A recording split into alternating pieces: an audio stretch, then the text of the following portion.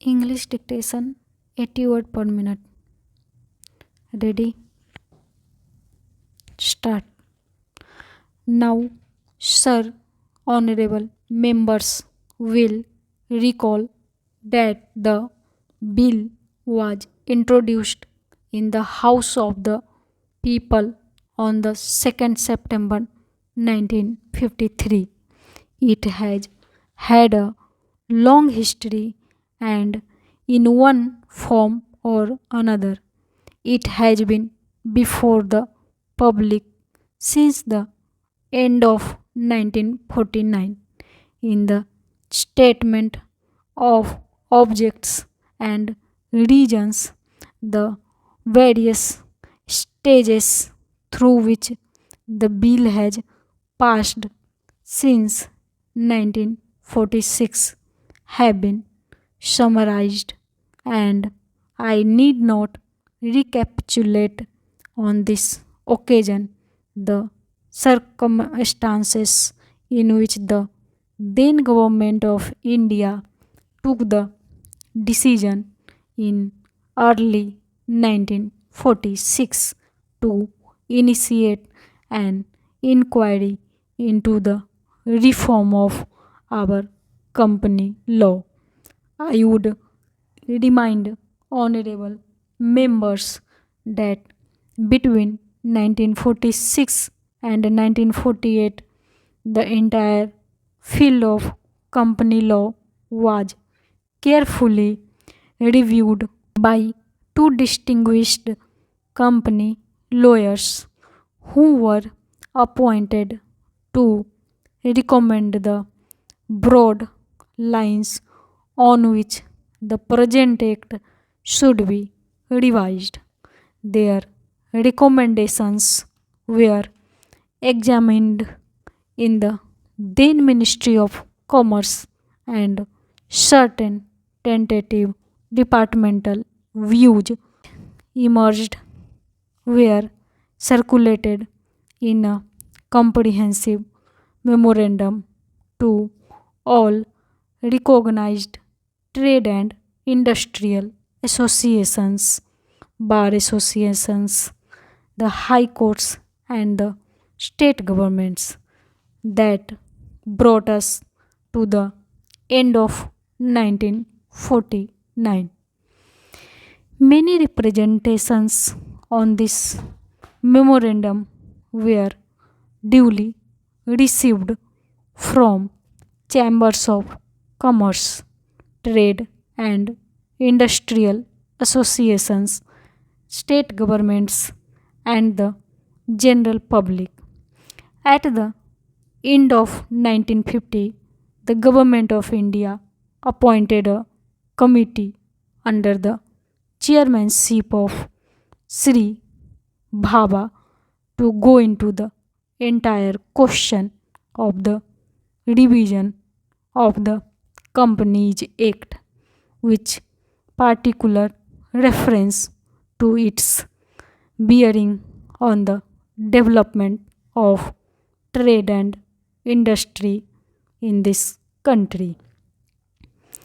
This committee examined a large number of witnesses in many parts of the country and submitted its report in March 1952.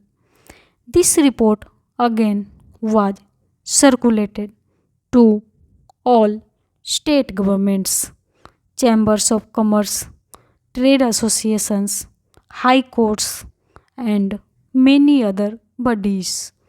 At the same time, a special officer was appointed in the Department of Economic Affairs, Ministry of Finance, to examine the report in the light of the views received from the interested public and to submit proposals to government for the revision of the present act.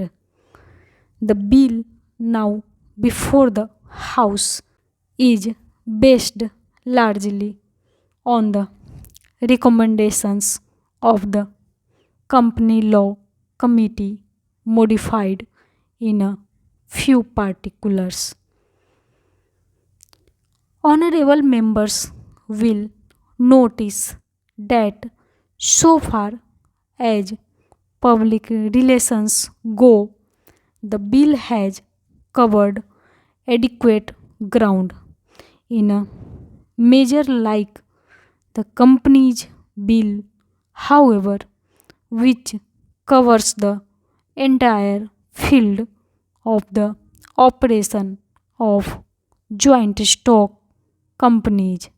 The limits of consultation and discussion can never be exhausted, and I would like to inform honorable members that although the bill was introduced in Parliament over 7 months ago, our officers have been engaged throughout this period in further studies and informal discussions with the interests concerned, and on occasions I have also participated in such discussions. I have also given some further thought to some of the issues arising out of the bill, and I propose at the appropriate stage to bring before the select committee any changes in the provisions of the bill which seem to me to be worthy of consideration in the light of this further examination. No honorable members will have noticed that the bill contains 6 clauses and 12 schedules. I think it is probably one of the longest legislative measures in recent legislative history, but its size might be regarded as misleading unless I make a few comments. The bill is both, one must remember, a consolidating and amending measure as mentioned in the statement of objects and reasons. This is the first opportunity which was occurred since 1923 for the consolidation of the Companies Act. Advantage has been taken of this opportunity to redraft several long and complicated sections in the present act, which have been split up into a large number of clauses. This is the largest single factor accountable for the increase in the number of clauses in the bill. New clauses embodying substantial changes in the present law would hardly constitute more than a small fraction of the bill.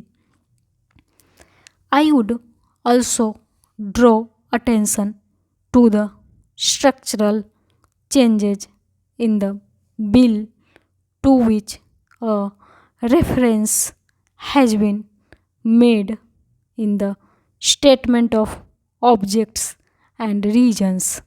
The redraft of the bill and the rearrangement of the existing chapters in the Companies Act in a more logical order have, I think, resulted in a noticeable improvement in the form of the bill, and I hope will facilitate better understanding and appreciation of the scheme.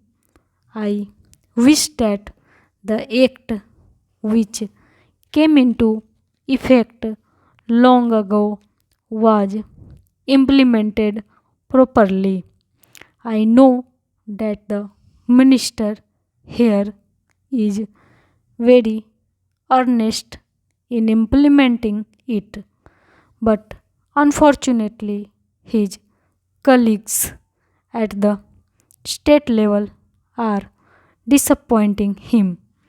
Unfortunately, no steps have been taken for trimming or toning up the administration at the state level and at the district level.